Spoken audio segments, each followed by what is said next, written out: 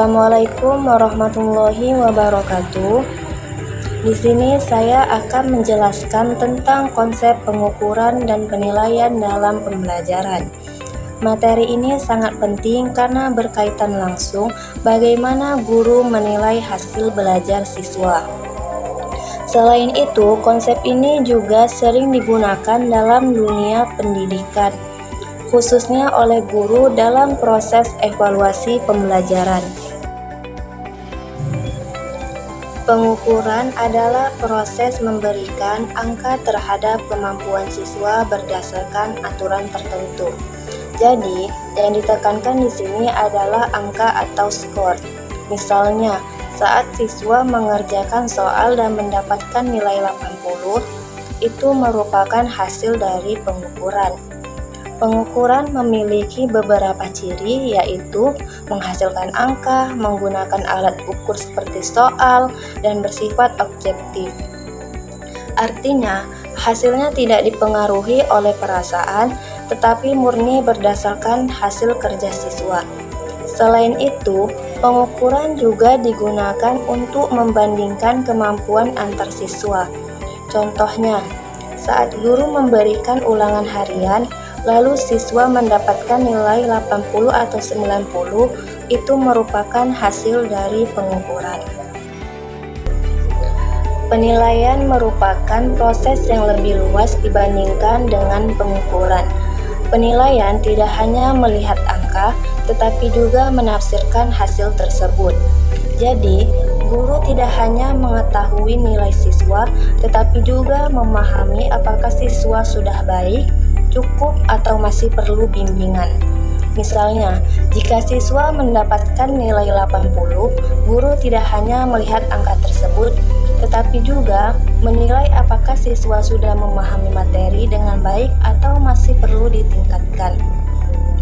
Selain itu, penilaian juga membantu guru dalam mengambil keputusan, seperti memberikan remedial atau pegayaan kepada siswa. Dengan adanya penilaian, guru bisa lebih memahami kondisi belajar siswa secara menyeluruh.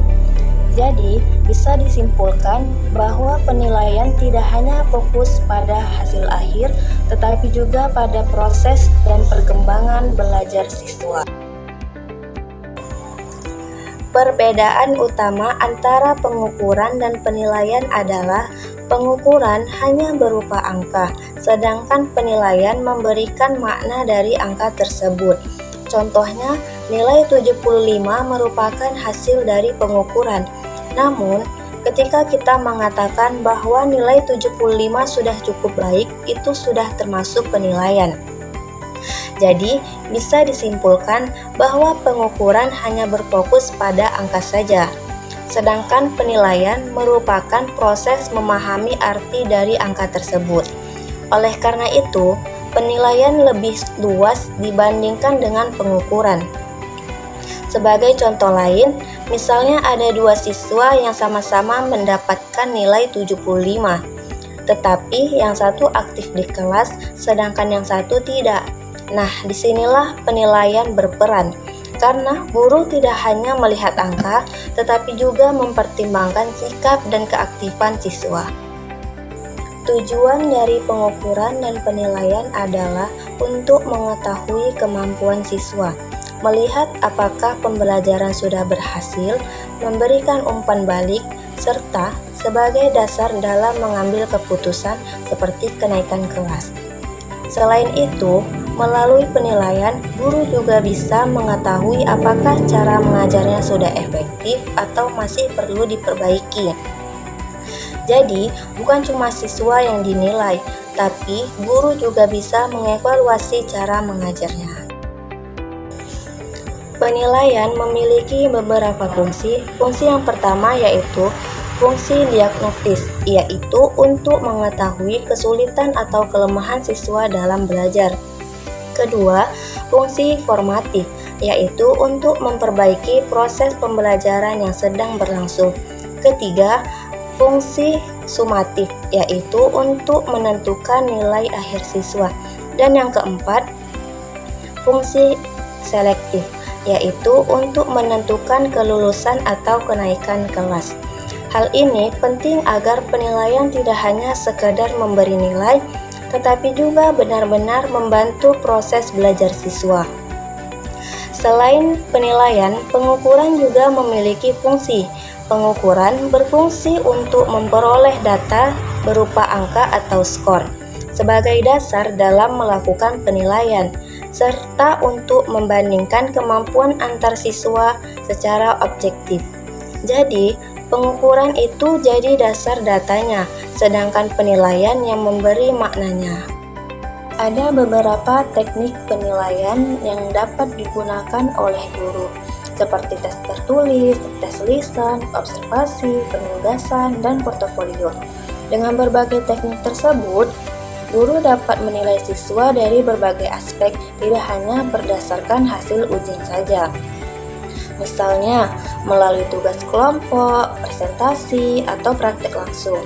Jadi, guru itu dapat menilai kemampuan siswa, baik dari segi pengetahuan, keterampilan, maupun sikap. Jadi, penilaian itu tidak hanya dari ujian, tapi juga dari aktivitas selama siswa belajar. Contohnya, dalam proses pembelajaran di kelas, guru memberikan soal, kemudian siswa menjawab soal tersebut, dan diperoleh nilai. Proses ini disebut sebagai pengukuran. Selanjutnya, nilai tersebut dianalisis untuk mengetahui apakah siswa sudah memahami materi atau belum. Proses ini disebut sebagai penilaian.